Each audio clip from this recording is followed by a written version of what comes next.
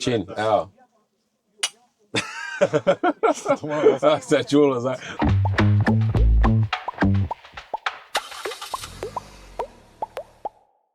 Pozdravljeni danes znova po desnem pasu. Mislim, da imamo danes najbolj pozen podcast ob 8. Mislim, da še tako poznega termina nismo imeli.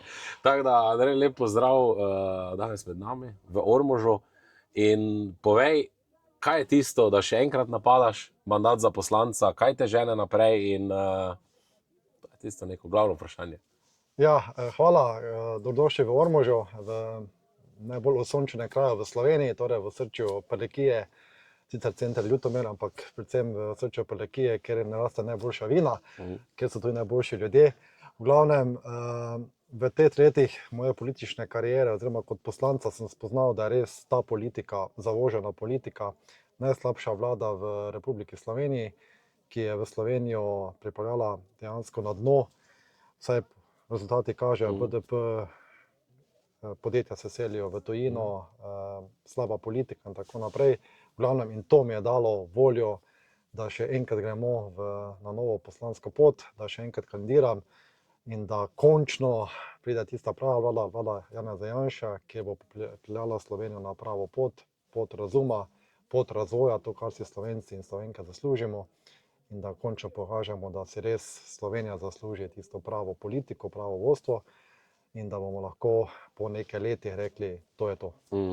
Zdaj, omenil si že nekaj gospodarstva, v Ormožu ste kar razširili industrijsko cono, kar nekaj podjetij se je preselilo v ta kraj. Zdaj, dosti podjetij pa tudi odhaja bližnjo Hrvaško, Zdaj, to se mogoče že med vašimi podjetniki pozna, da je tam dosti boljše ugodno davčno okolje, in tudi plače, neto plače so višje, manjša obdavčitev plač, Se to že v tem okolju pozna? Se že pozna, da delavci odhajajo na bližnjo Hrvaško, ali še to ni taki problem, Čutiti ni, sicer zdaj mi smo neposredno na meji s Hrvaško in dejansko veliko hrvaških državljanov hodi delati v Slovenijo, torej tudi podjetja v Ormožu.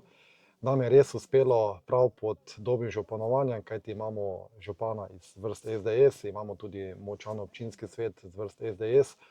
Na zadnjih lokalnih volitvah smo uspeli 4 mandatov pridobiti na 9. V glavnem vodimo tudi zelo konstruktivno politiko, torej nimamo koalicije, se ne delimo ne leve, ne desne, ampak res za domači kraj, tako da smo res konstruktivni in kar je tudi prava politika, kar tudi SDS vedno zagovarja. Vemo, da smo imeli tudi leve politične opcije na državnem nivoju. In res na gospodarskem nivoju smo naredili veliki preboj, polna poslovna cona, veliko podjetij, prihaja Palfinger, tudi letošnjo leto bo 31 milijonska evrov investicije, največ rekordne investicije na vseh področjih. In gospodarstvo je res isto, ki smo razvili, kajti to je osrčje tega, to je steber tistega, kar lahko prinese k razvoju potem občine, lokalne skupnosti, tudi države. Gradimo še potem na razvoju turizma, kmetijstva, tako naprej. V glavnem, res je, da že enkrat še ni to, da bi Slovenija, torej podjetja, šla na Hrvaško, ampak treba razumeti, da ko se pa pogovarjam z podjetniki, ko se pogovarjam z obrtniki, govorijo, Andrej, vedno je slabše. Torej, nas vedno bolj tare obdavčitve, vedno bolj nas tarejo nove dajatve in mi dolgo tega ne bomo mogli prenesti. V glavnem, treba se zavedati, da tudi iz naših krajev, okoliških krajev so mi v lanskem letu decembra, ko je Golob napovedal božičnico, poslali odločbo o odpovedi in vzrok božičnica. Tako da so rekli, pokaži to Golobu in daj bo vedeti, da božičnica ni nekaj, kar lahko prinese dobro v delavcem, ampak tudi nekaj, kar je prineslo nam slabo.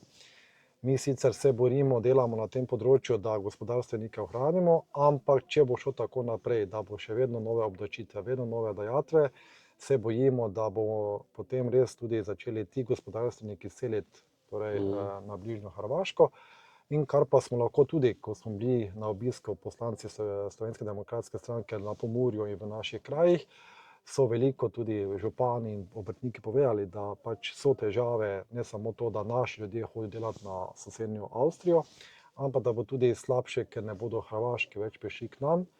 In se celo bojim, da bo čez nekaj let, ali pa Bog ne, da bi še bila še ena taka vlada, da bomo pa naši državljani hodili delati na Hrvaško.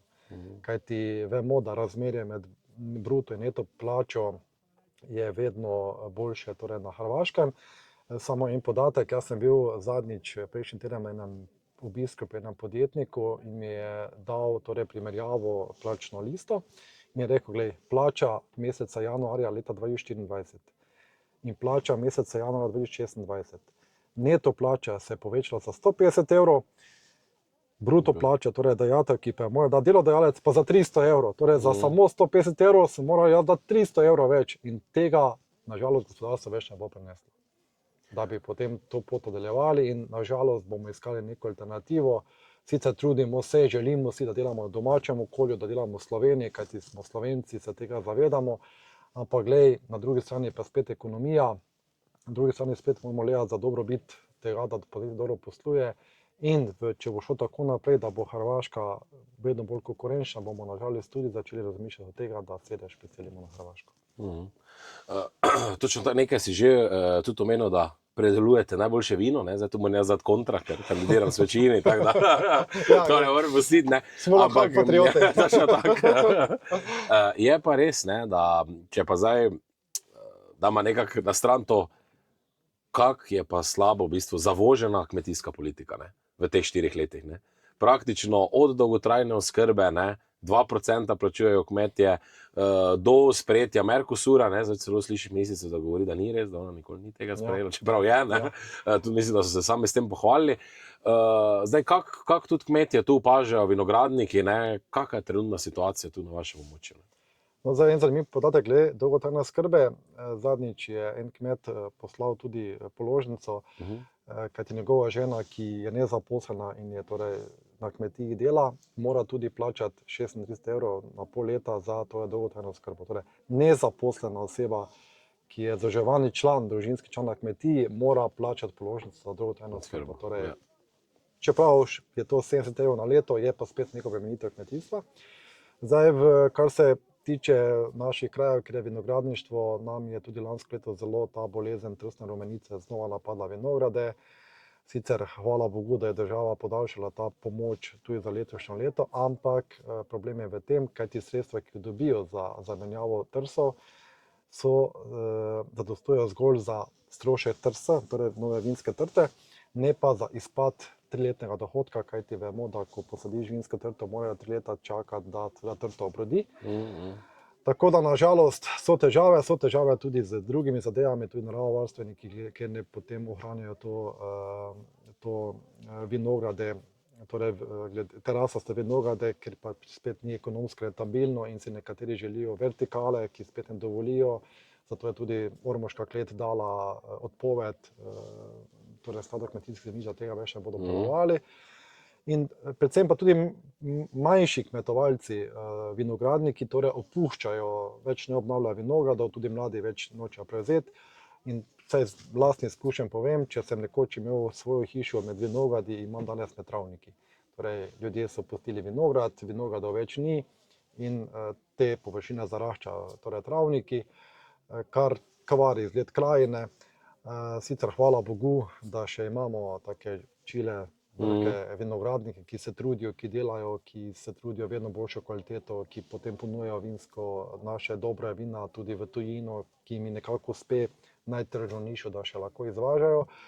Vendar, če ta zavožena politika ni ustrezna, kajti ne samo tudi obremenitve, tudi vedno nove dajatve in kmetje vedno govorijo, dajte vi nam pustiti, da mi delamo, da se ukvarjamo s kmetijstvom, ne pa z birokracijo, s papirji, tako naprej, dajmo mi biti kmet, ostalo pa naj bo drugače. In seveda Slovenska demokratska stranka ima v svojem programu, kmetijstvo bomo rešili stran od birokracije. Torej, pavšalna obdavčitev, birokracija dajmo stran, kajti danes so vsi podatki, veš, da smo tudi v prejšnji vladi nam je uspelo, torej, ko smo te pomoč, ko smo pomagali kmetijstvu, več nismo zahtevali vloge, ampak smo dejansko že po uradnih evidencah lahko samo poslali odločbe, kajti vse bo jasno, zakaj bi morali dodajati vlogo, če imamo vse podatke, in to bomo nadaljevali tudi naprej po 22. marcu. Jaz sem prepričan, da že 23. marca bomo zagnali pravo kmetijsko politiko in potem pokazali kmetovalcem, da smo res borimo za slovenskega kmeta,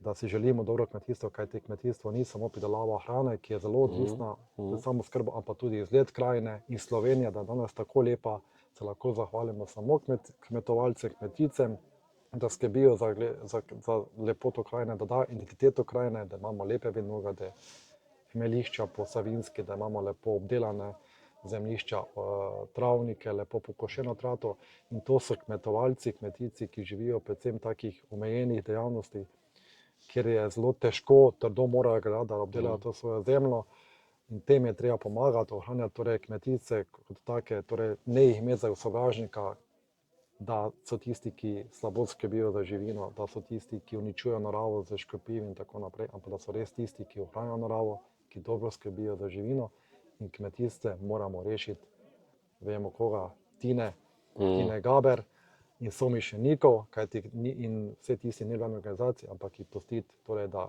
kmetujejo z zdravo kmečko pametjo, in to verjamem, da bomo mi to tudi uspeli v prihodnje, in obljubljam, da se bomo trudili, veš, da Slovenska demokratska stranka to, kar obljubi, tudi drži, in da bo po marcu tista kmetijska politika prava, ki bo kmetu dala spet tisto pravo moč, kajti Slovenija, tudi zgodovina Slovenije temelji na tem, na kmetijstvu, kajti kmetje so bili tisti, ki so vedno znova ohranjali kulturo, se opirali vsem tistim, ki so si našo državo nekako prisvajali, ohranjali slovensko besedo, ohranjali slovenski jezik, skrbeli za identiteto, in na to smo lahko tudi ponosni.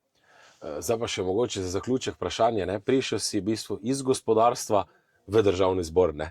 Marsikdo tam, ko poslušaš, ko vsaj jaz kot opazovalec, pa verjamem tudi naši gledalci, ne, ko spremljajo včasih, se ti zdi, da nekateri sploh poslanci, ki pridejo tam od Svobode, nekih javnih vseh, praktično ne razumejo cele Slovenije. Ne? Kako ti sam spremljaš te, bom rekel, poslance, ne, ki od tega, od kozmičnega dežja, ne, od Urške, ko je iskala, mislim, da svoj neki rokovnik, ne.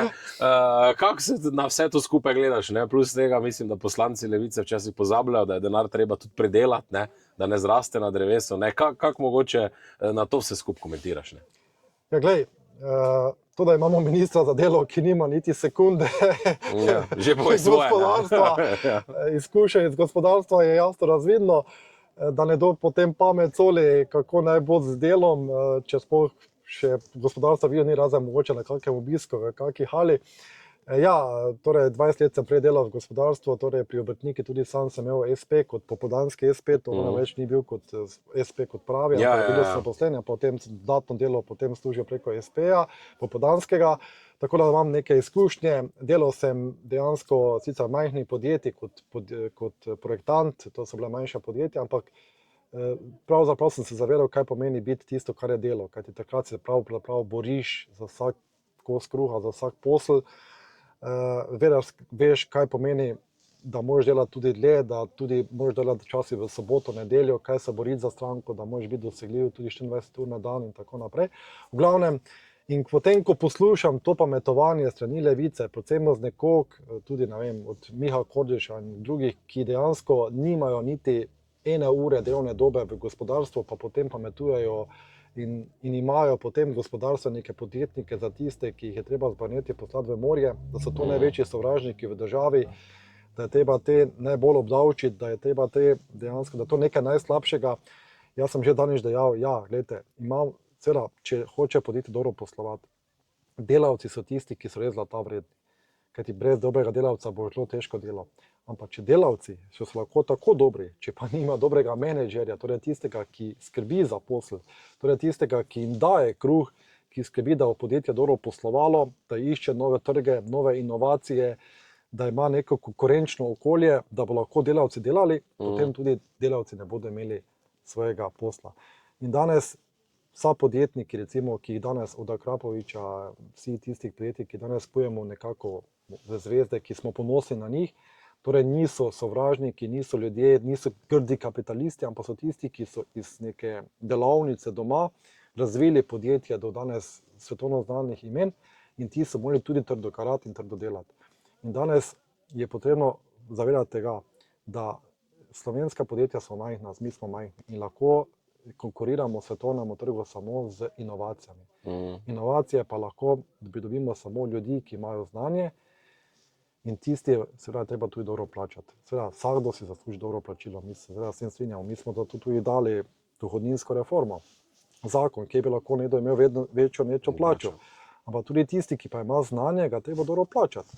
Kajti drugače bo ta šel nekje drugam, torej v Avstrijo, v druge države, ki ga dobro plačajo. In če ga imamo doma, da bo ta razvijal to, mi smo torej plačali šolstvo, se razvil, smo mu omogočili šolanje in danes pričakujemo, da dobim nekaj nazaj. In če to ne omogočimo, da bo ta človek šel v tujino, zato ker pač pa tu dobro ne plačamo, smo izgubili vse. In zato je potrebno tudi torej na gospodarskem področju narediti torej to, kar smo že večja neto plača, razbremenitev plač, da imaš večjo neto plačo in dejansko dobro poslovno okolje, da bodo gospodarstveniki videli, da lahko v Sloveniji razvijajo dobro gospodarsko okolje in to bo tisto, kar bo pripeljalo tudi financiranje, torej investicije iz tujine, sedeže v Sloveniji in tako bomo lahko ohranili dobro okolje in tako bodo lahko tudi Slovenci, ki hodijo danes iščejo s trebuhom za kruhom in imigrirajo torej v Avstrijo delati, jaz pa lahko v Sloveniji imam službo, kjer lahko za podobno neto plačo, kot imamo, se delam tudi v Sloveniji. In to je tisto, kar si mi želimo, kajti seveda, če smo nekomu omogočili šolanje, imeli neke stroške, daj danes dela v Sloveniji. In slovenska vlada mora delati za Slovence, torej mi moramo danes omogočiti, da Slovenci ostanejo tukaj doma. Ne to, da gredo Slovenci v tujino, mi pa potem ilegalnim oziroma legalnim migrantom iz tujine potem vabimo v Sloveniji, ti pridejo sem, leto dni privabijo še družina na socialnem, ker pač se ne prilagodi, imamo s njim stroške, naši pa hodi delati v Avstrijo. Zato Slovenska demokratska stranka bo vseeno se potrudila, da po 22. marcu bo to drugače. Zdaj pa še tisto zadnje vprašanje. Vidim, da se ogromno ljudi zbralo tudi ko so s kolege, ko ste hodili po Ormožu. Predvsem je dobra energija in greste na zmago. Gremo na zmago. Je energija, tako dobre energije v desno pot, v podporo Slovenske demokratske stranki še do zdaj ni bilo. Ljudje so se naveličali te neprave politike, so spoznali, da ta politika ni prava, dovolj imajo novih obrazov, dovolj imajo te leve socialne politike, ampak si dejansko želijo politiko, to, kar mi zagovarjamo, želijo si dobro okolje, želijo si pravo, razumno pot.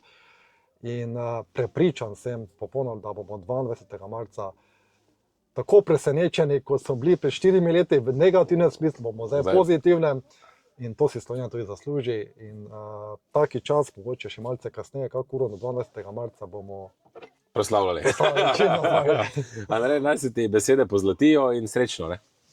Za Slovenijo.